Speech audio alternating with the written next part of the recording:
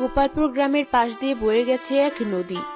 গ্রামের পাশ নদী থাকায় সেই গ্রামে বেশ ভালো চাষাবাদ হয়, কিন্তু এবার হঠাৎ তার ভিন্ন রূপ।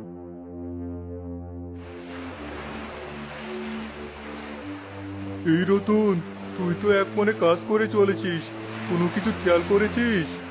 কি খেয়াল করব? কি হয়েছে আবার? কাজে চোখে দেখছি না, এর মধ্যে কি খেয়াল করব?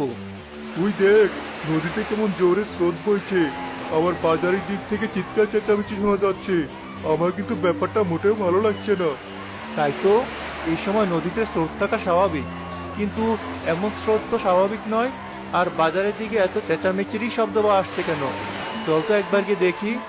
হ্যাঁ, সেই ভালো, চল তাহলে। কি হয়েছে? সবাই এমন এলোমেলো হয়ে ছুটছে কেন? ছোটবেলা, তুমি কোথায় থাকো ভাই? কিছুই কি জানো না? নদীর বাঁধের গেট খুলে দিয়ে